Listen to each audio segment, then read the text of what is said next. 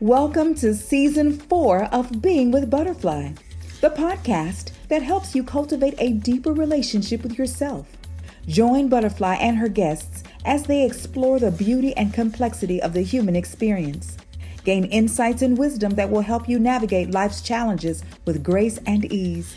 Tune into Being with Butterfly, available now on all major platforms. Don't miss a single episode. For more information, visit www.kgpla.art. That's kgpla.art.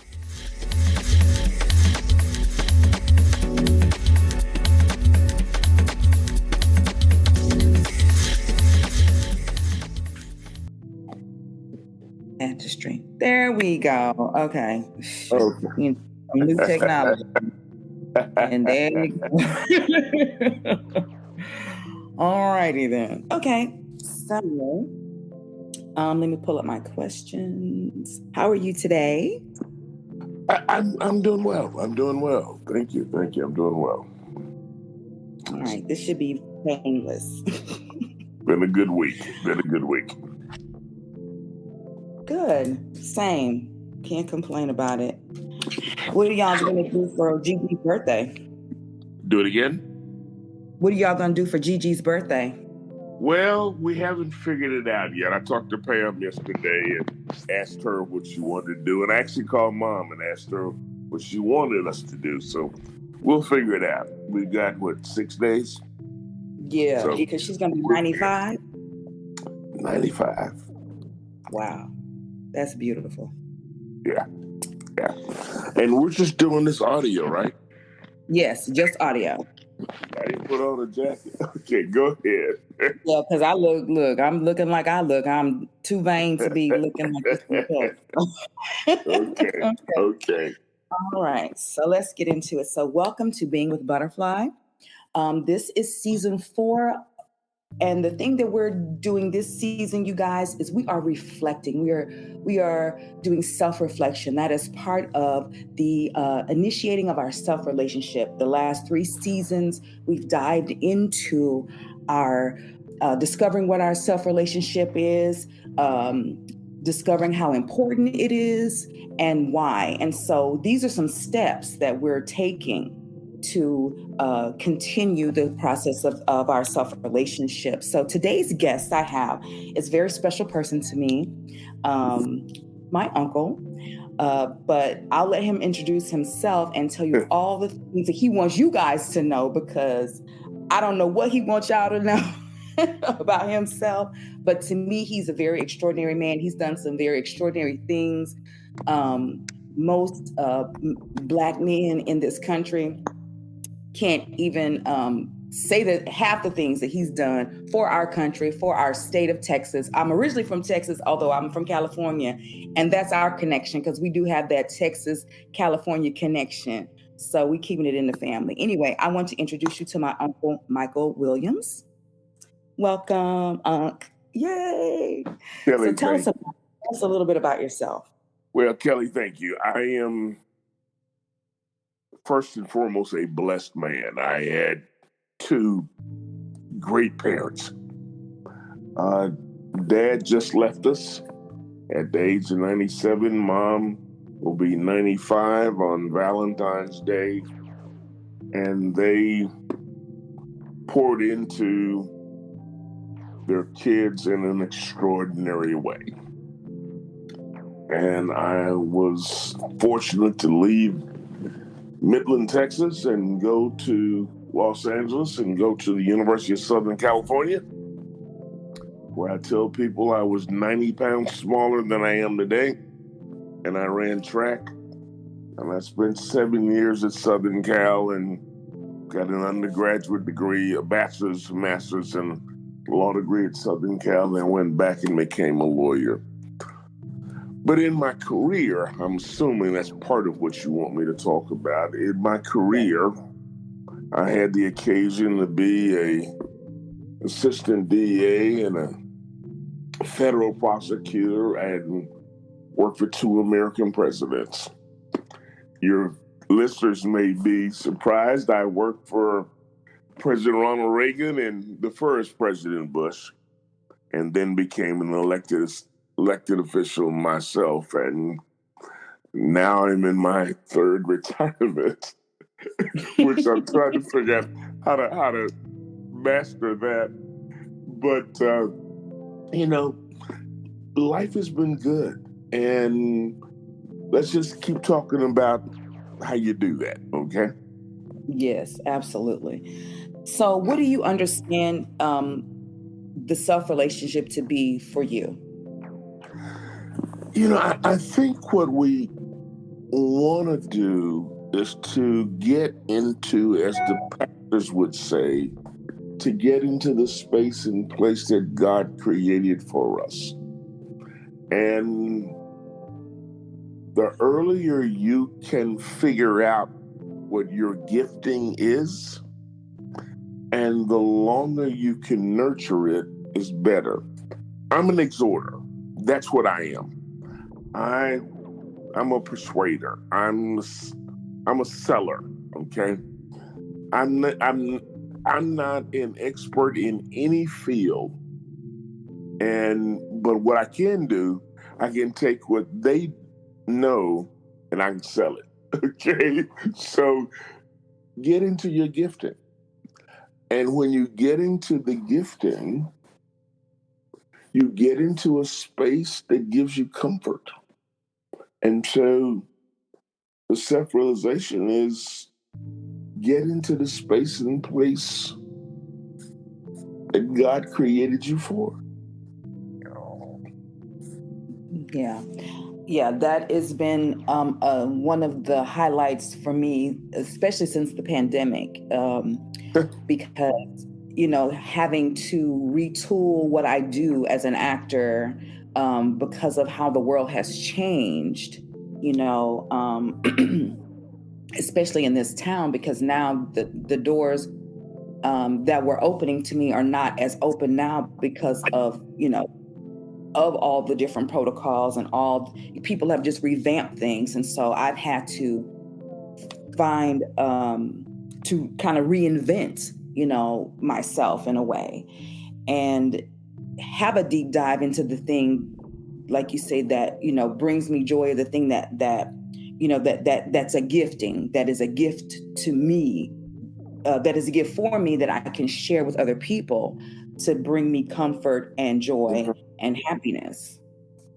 So Mm-hmm. yeah, it is important. It is important because I tell you, if you don't have that, you'll just be aimlessly going through life with no purpose. Like you'll just, you know, because for so long that was how I functioned. I didn't, if I wasn't doing theater, if I wasn't teaching theater, if I wasn't doing film, I was just kind of like not in a very happy space. But then I had to know that those weren't my only gifts, also that gift of acting, of directing, of producing can be used in other ways.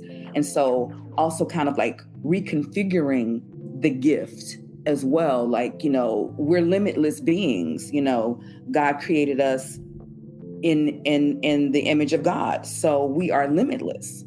And when we remove our limiting beliefs, then we can tap into a reservoir that is eternal, that will provide us the comfort and the joy that you were speaking about.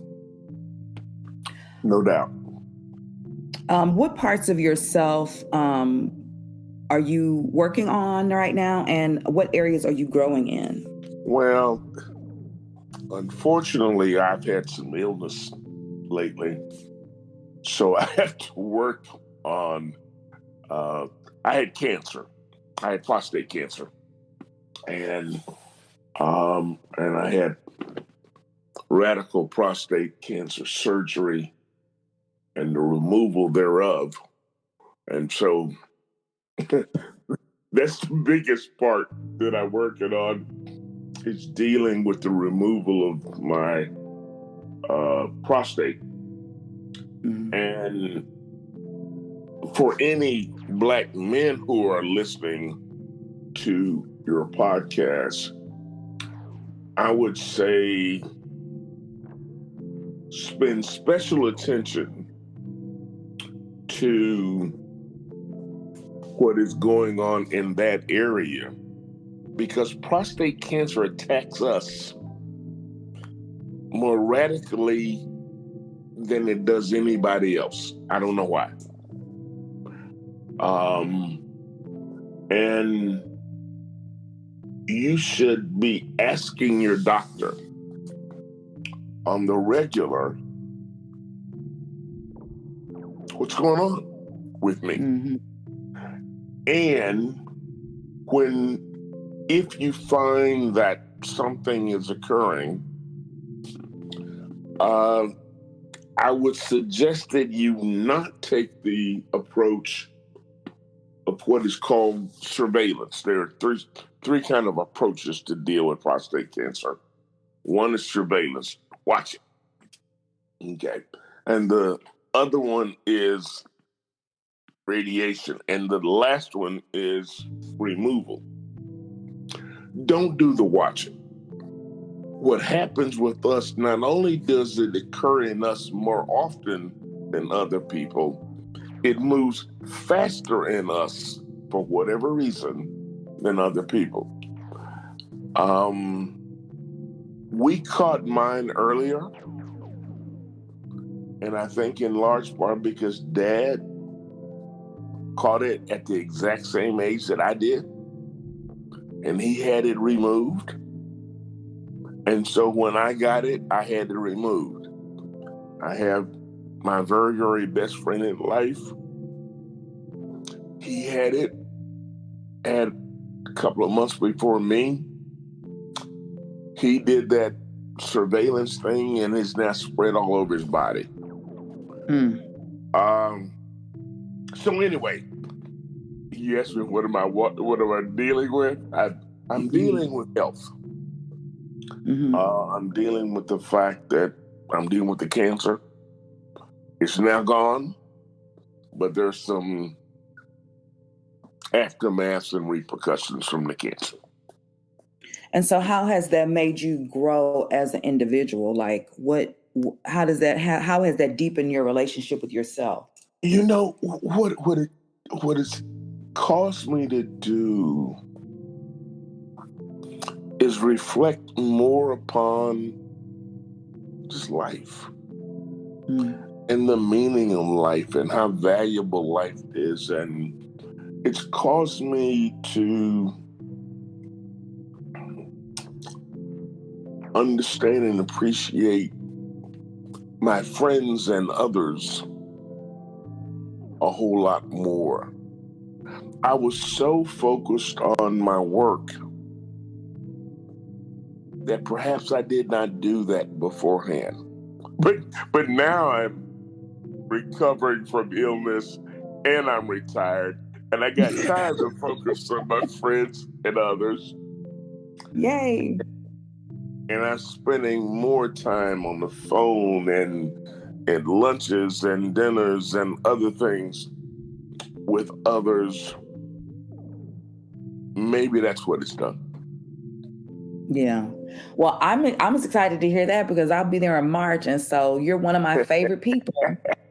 Have been for a very long time. So you guys, when I was I was in middle school. I think I was in the 7th grade the first time I came out to visit. And he and my aunt Donna opened up my like the type of experiences that they gave me as a child, I only saw in the movies. Not that my family is, we good. Like we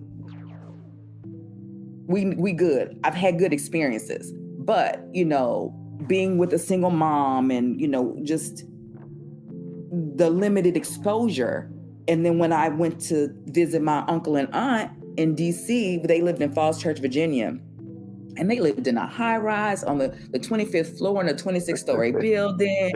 They ate out all the time. They took me to this bed and breakfast in some little town in Virginia. And we had, it was just like these experiences that shaped my life, that opened a whole world that made like who I am right now. Like that was a thread in my fabric that made me who I am, and crave the experiences that I crave and have had, in my life. And so I am so grateful to you guys for that, for those moments and experiences. I mean, and when I would go visit him, and we would go to his office, we wouldn't even stay in the office, but there would be a food spread for me and him, like, because I was visiting, I mean, it was so, he would take me on a tour and he'd be like, hey, don't take that camera like that, because I don't want people to think we tourists, because they don't like tourists around here. So if you want to take a picture, I'll tell you when to take the picture.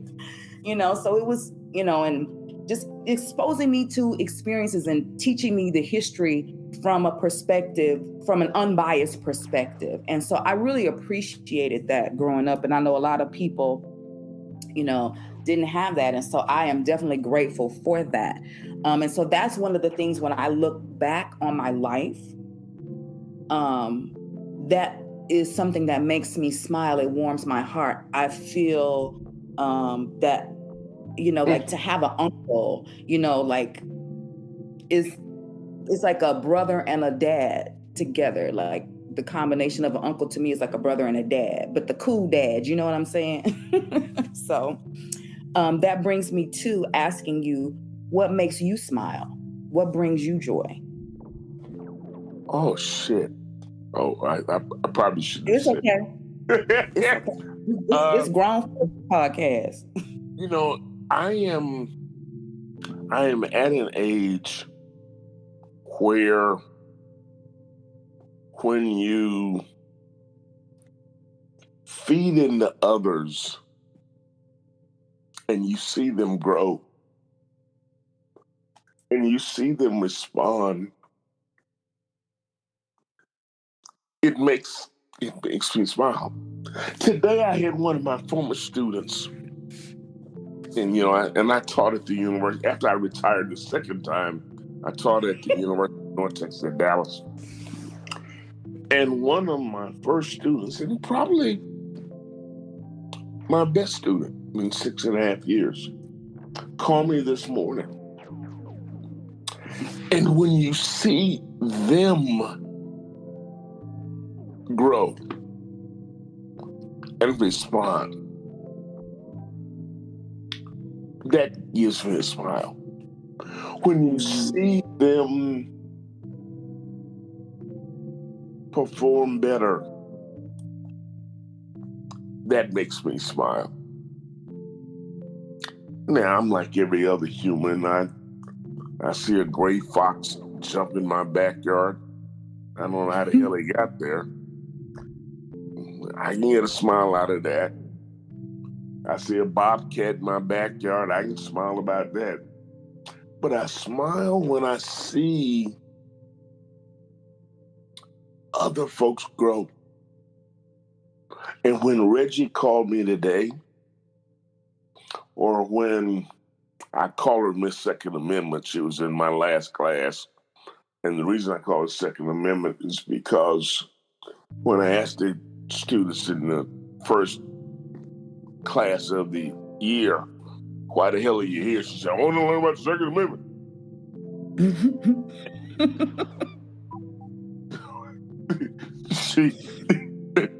she calls me. I see my kids, can't call them kids, they're grown ass people. When I see them grow, that makes me smile. That makes me smile. That makes me smile. When I see the family here at Christmas, and I see those little ones run around. I'm not a parent, but I see them run around. That makes me smile. Life, vibrancy, vigoration. That makes me smile. Yeah, that's beautiful. What do you love most about yourself?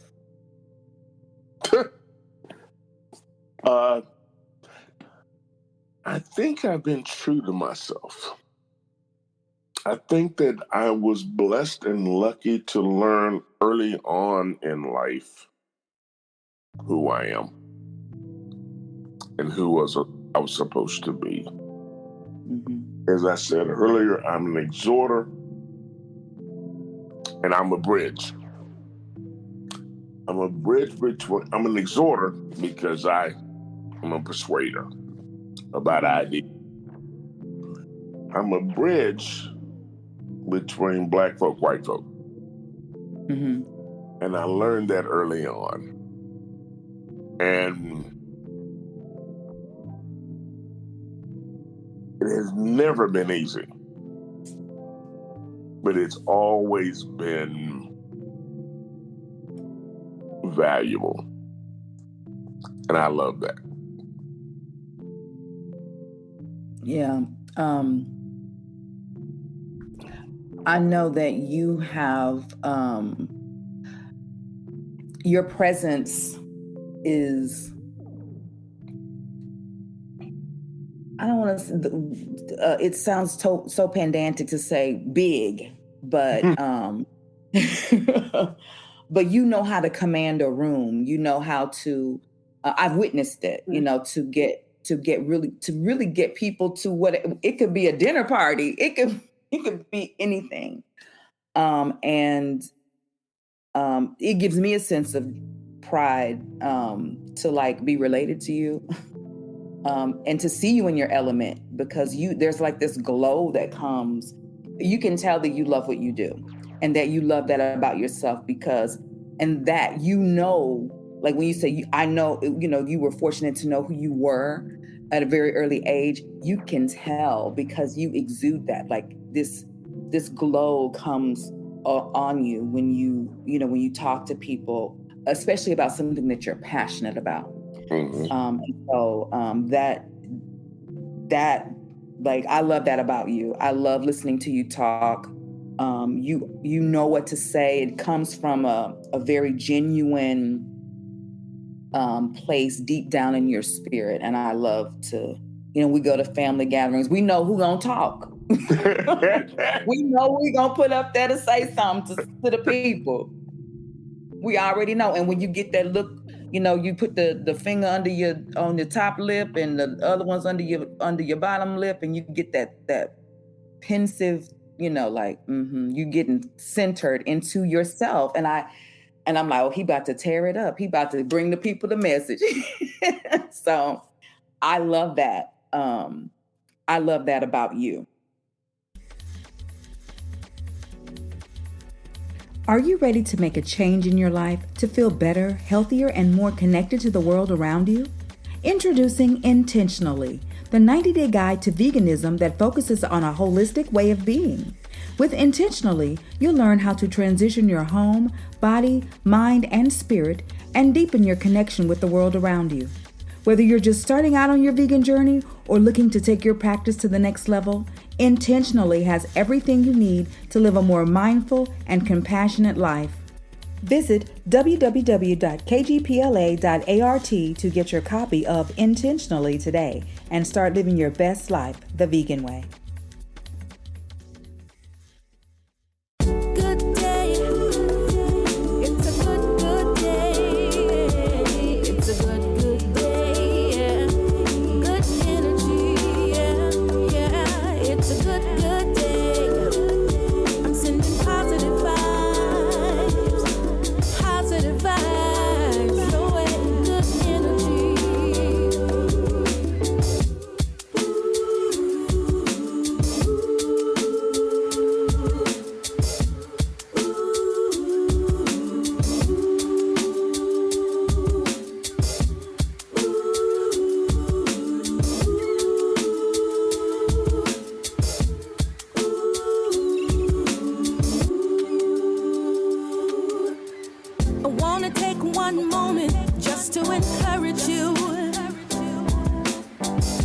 To never give up and to always stay true. I wanna take one moment if I can just lift you up and send positive vibes even though things are tough. I try.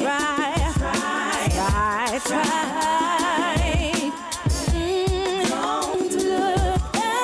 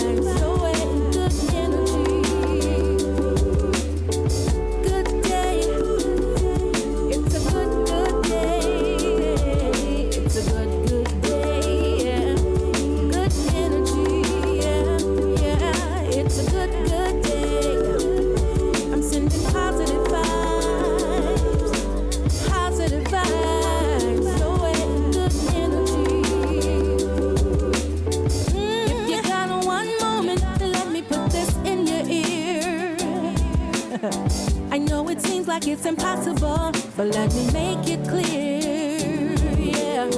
You are not defeated, you are gonna win. But you gotta fight, and the sun will shine again. Yeah, yeah, yeah. You have breath, you gotta chance. Don't give up. You gotta try. As long as you wake up, even though you had enough, you gotta try.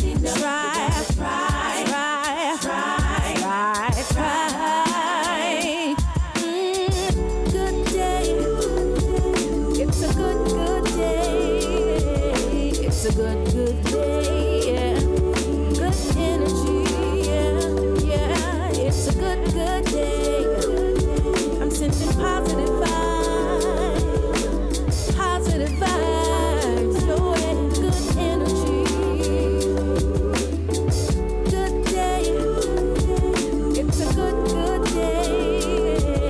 It's a good day. Yeah. Good energy. Yeah, yeah. It's a good day. I'm sending positive vibes your way. Good energy.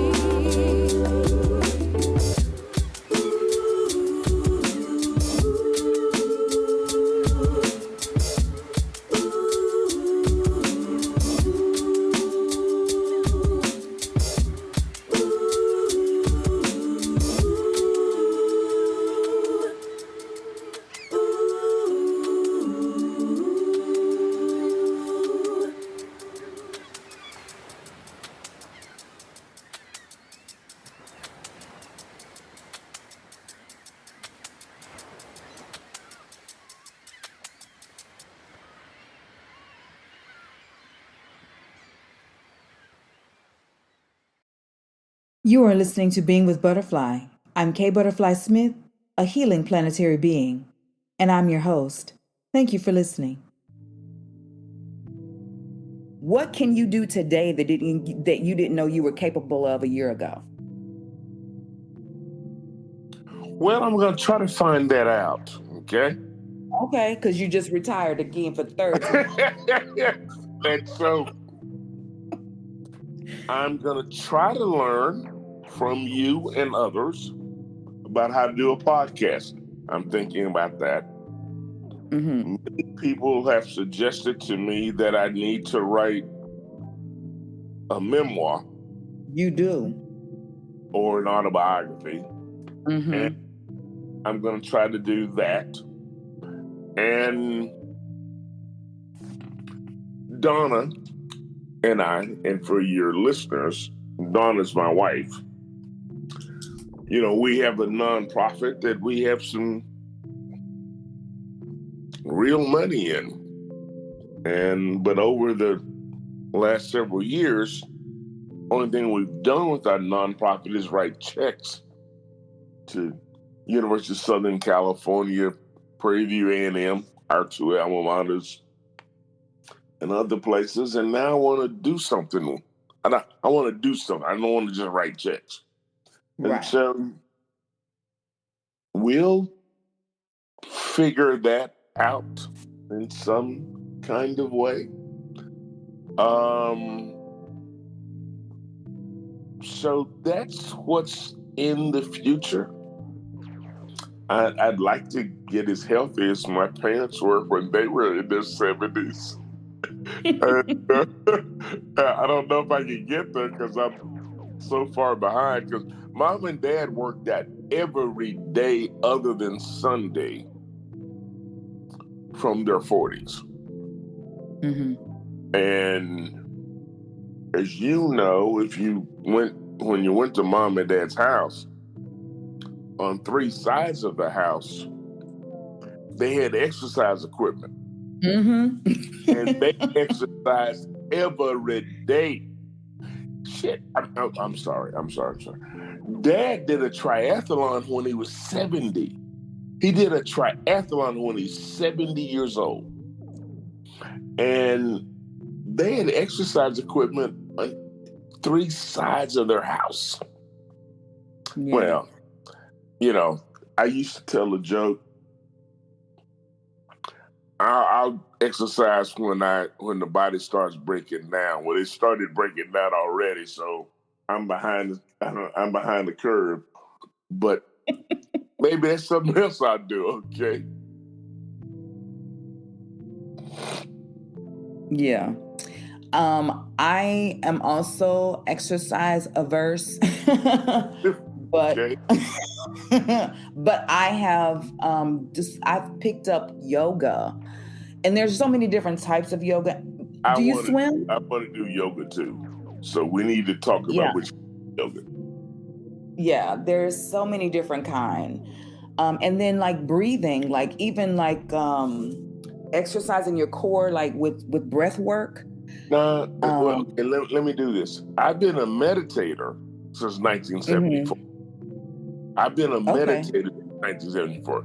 Now, I'm not going to lie and say I meditate every day, but I've right. meditated regularly since 1974. I do breathing exercises for the last 20 years. Okay. And I do that fairly regularly. Okay. Hmm. And that has both the meditation and the breathing has helped in any number of ways. The meditation gives me peace. The breathing gives me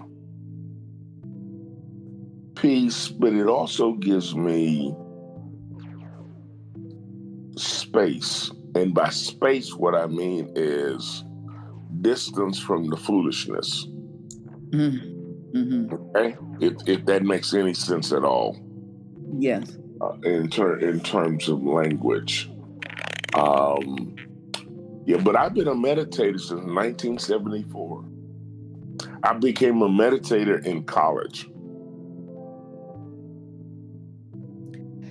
Yeah, I mean, SC is not it's that's a rigorous school, so you have you have to do something to be able to deal with the It stress. wasn't academics that caused me to do it. It was running track that caused me to do it. Oh, I needed I needed some way to calm down, understand. Remember, I was a short, small college hurdler at USC, and I needed a way to try to handle the pressure of trying to be a collegiate athlete. I was not your aunt. Your aunt was the baddest athlete in America at the time she came out of high school. Pam was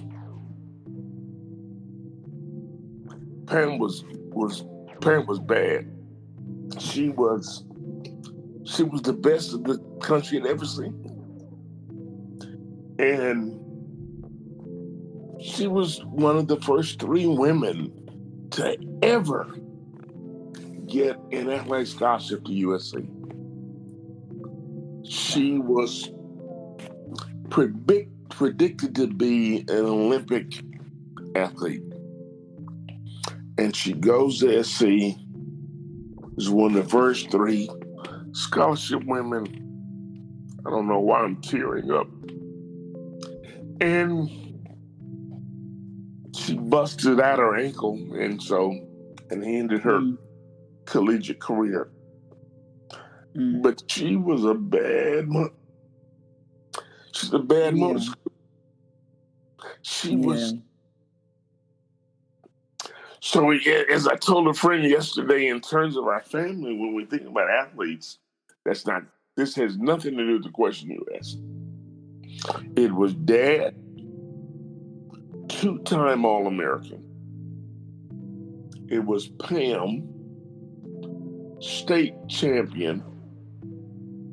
It's probably Mom, a basketball player than me. Anyway, I'm sorry to get off topic. Oh no, it's okay. I mean, we go with the flow here. That's that's life. You know what I'm saying?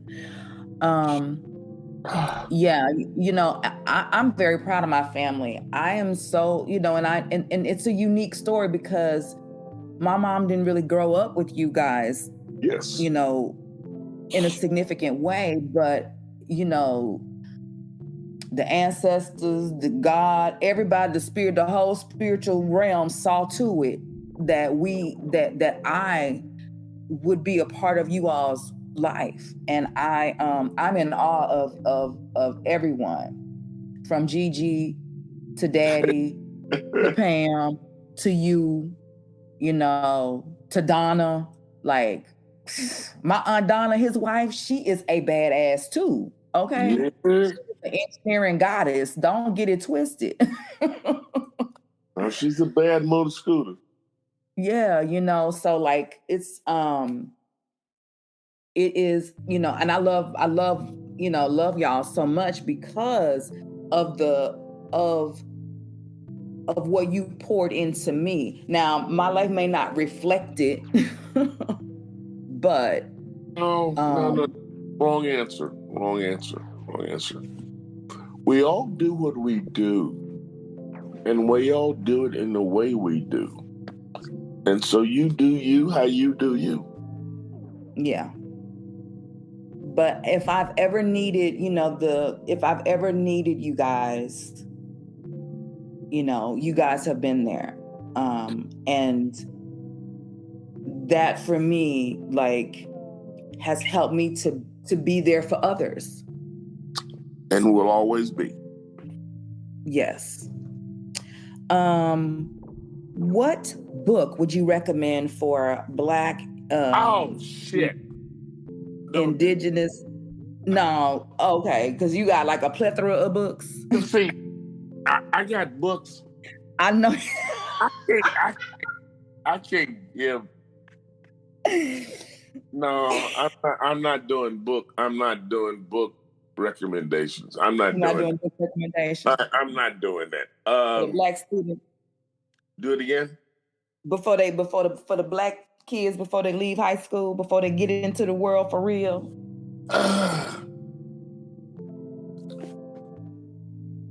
I got too many books. We don't have to be one book. It could be like, like, okay, do this one and this one and this one, and then. Here's what I would do. I would read autobiographies of brothers. Yeah. I'm looking at autobiography of Ron Brown right here. And I'm doing, if I go in the other room, I got where all of my autobiographies are. That's what I would do. I would read autobiographies to learn about how brothers or sisters ran their life.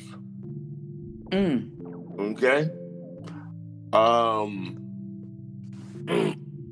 That's where I would go. But I'm looking at my bookshelf that's right here to my right. Your library? That's not a bookshelf. That's a library. Well, it's got a all bunch them of books on there. That's a library. It's got a bunch of books. But yeah, I would go to biographies or autobiographies, however you want to call it, or memoirs, or whatever you want to call it, of what Black folk who've done stuff said about how they did what they did. And you learn about risk, reward, and challenges and opportunities, promise, and success. Yeah. Yeah. One of the things that I struggle with, that I learned a lot about myself before the pandemic, I would say, is the fear of failure. But what I learned is that, especially being, in the field that I'm in, failure, there's not really a failure. Like, It's a lesson. No, And it's the a lesson step. is it's a step. And how am I, what did I do? How can I do it better? What can I improve on? And how can I move forward? Because it's already happened. Like, one of the things that I struggled with was, looking back on the past and regretting all like the choices and mistakes that I made. And it was like, but no, but that if I didn't make those choices, I wouldn't be who I am. And I would not know the things that I know. And I would not want for the things that I want for. And I would not be aiming for the goals that I'm aiming for. And so, what I teach my clients and help them with is to understand that there's no really such thing as failure. It's you tried, it did not work the way you thought it would. Now, what are you going to do to optimize that? How are you going to make it work for you? Because the past is gone. You can't go back and change anything. Not even close. You can only move forward.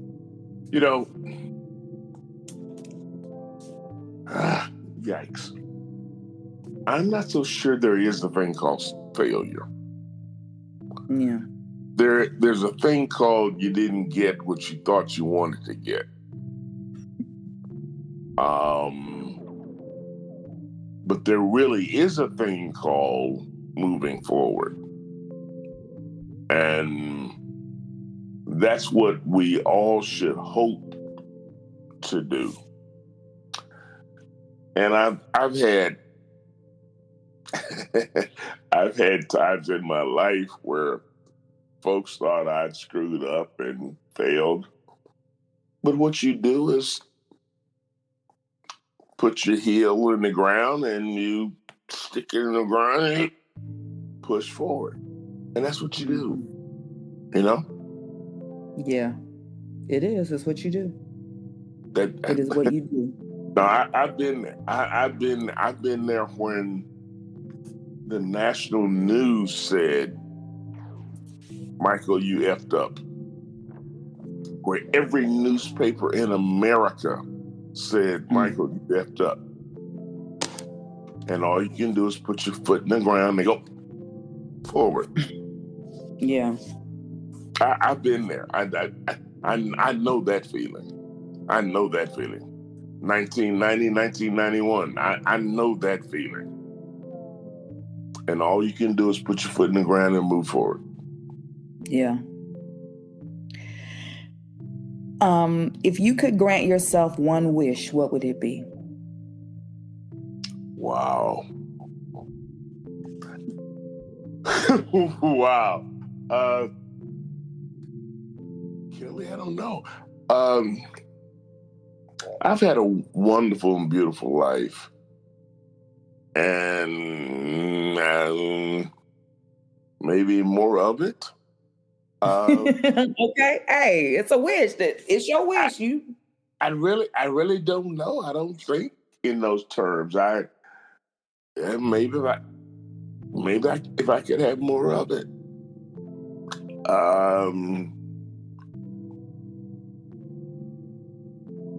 Well, let me be honest. Okay, I gave you the honest answer, but let me add honesty.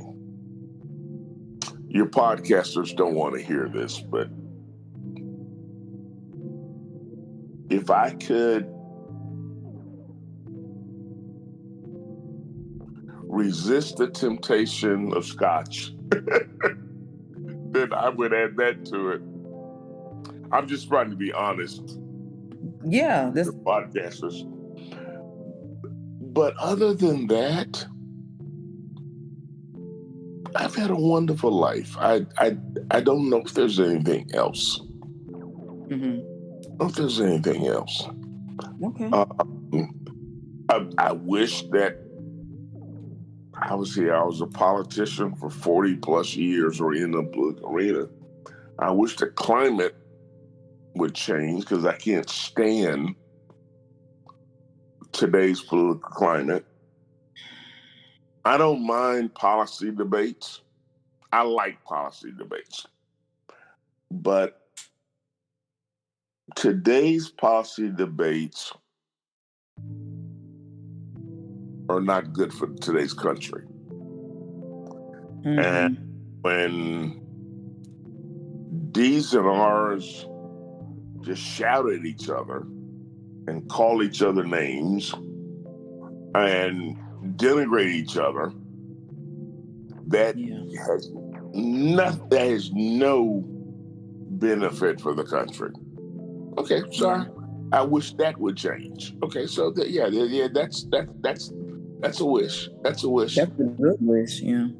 And I spent 40 plus years of my life in the political arena, and I can't stand the nature of today's politics.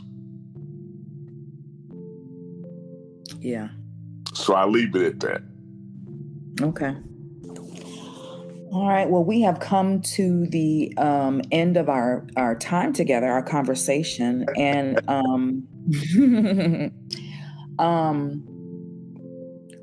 what is there any? Are there any parting words? So I have viewers all over the world, listeners all over the world, and the demographic is about 35 to 69, 70.